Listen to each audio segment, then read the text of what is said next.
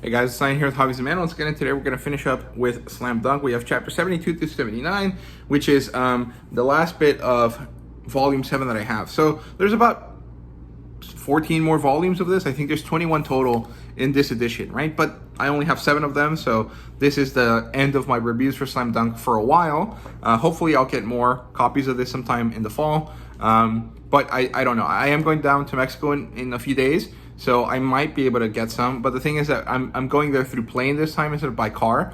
And so that makes my ability to bring back stuff, severely limited. So we'll see. Because I already ordered some books.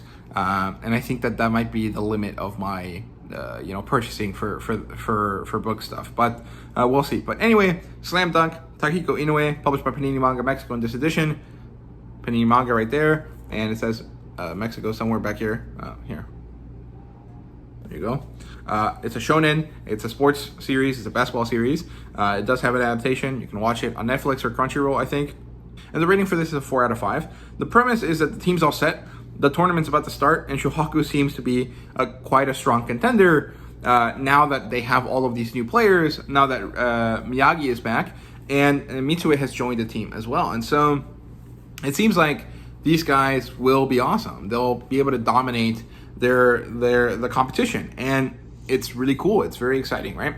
So plot-wise, Sakuragi's boys take the fall for the gym incident. They say that it was their fault, so the team doesn't get punished, which allows them to continue on into the tournament, because otherwise they would have not been able to compete, right? They have Sunday practice, and then Mitsue joins them, and this is something I don't necessarily like. I think that Mitsue is a valuable character to show a lesson, right? Which is that young men need a way to gain maturity through collaboration, right? This idea that sports is a great way to show young people, and young men specifically, just because that's the perspective I'm coming from, to work together to develop themselves and to learn how to be better people, right? And this is, there's countless movies that kind of talk about this idea, right? But Mitsue is a character that has done a lot of bad.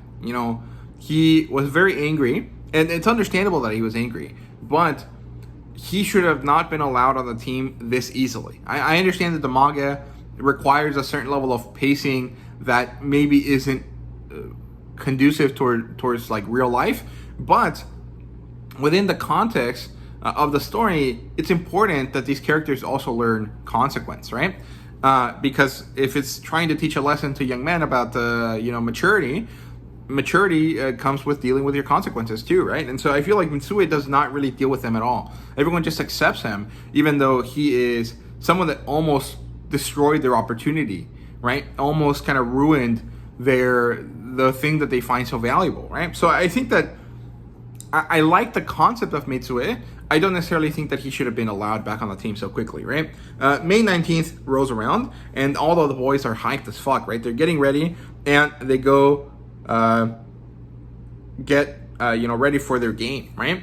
Shohaku is going to fight Muradai first, and the best players are benched for being bad boys, right? For fighting each other, because Coach Ansai knows the truth, right? So he's like, okay, Akagi didn't fight, Kogura got his shit rocked, Rukawa, Hanamichi, Mitsue, Ryota, all of you guys are on the bench. You guys don't get to play until I say so, right? So there is some consequence, but the consequence is so minimal. Like, it's not really that important, right?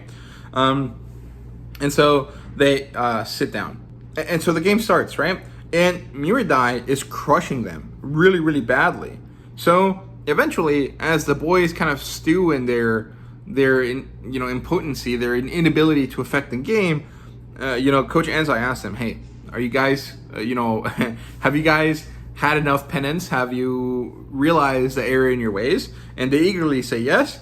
And so he's like, okay, you've had enough. Go. It's time to play, right? And Shohaku counterattacks, and it's awesome. Hanamichi gets fouled a lot. He gets 2 free throws, and he fails both of them because in this critical moment, everyone remembers, oh shit, we didn't teach him how to shoot normal baskets. And so he sucks, right? And then Rukawa steals his thunder as Hanamichi prepares to fail his free throw and then steal the rebound to score with a slam dunk, right? Rukawa does it for him. He steals his thunder. He gets him angry.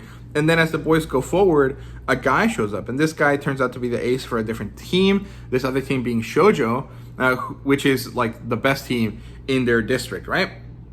They kind of managed to win against Miradai, and it's really not as long as the Roinan game. This is not the important game of this arc, right? And so they kind of move on quite easily.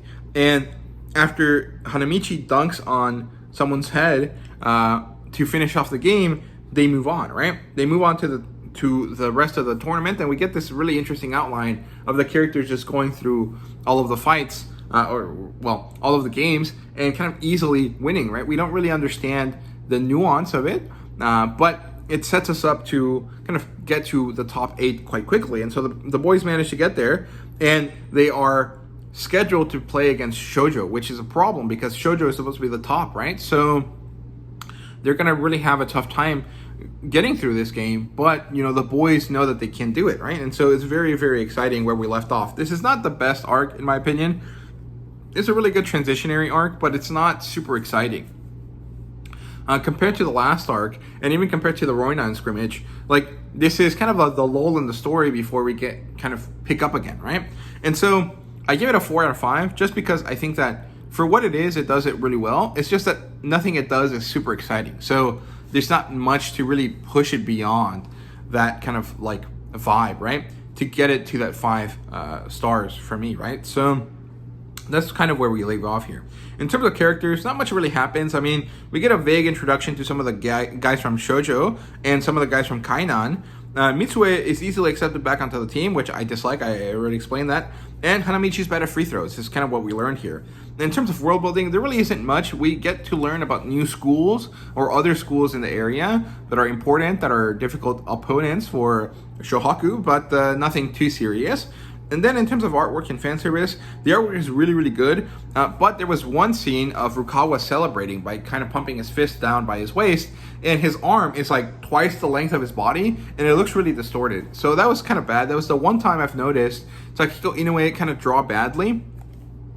And it's not too bad, but it's not great, right? The fact that it was so easily noticeable because it was like a big panel on the bottom of the page kind of sucks. But at the same time, I'll allow it because he does such a great job otherwise that 1 or 2 bad panels here and there, not really that big of a deal, right? And rating 4 out of 5, like I said, I already explained why, so this is kind of the end of the review. So thank you guys very much for watching. Hope you guys enjoyed, and see you guys next time. I'll try to get some more Slam Dunk here soon because I actually really ended up enjoying this, even though I didn't think I would because it's basketball, right? So yeah, thank you guys very much for watching. I hope you guys enjoyed, and see you guys later.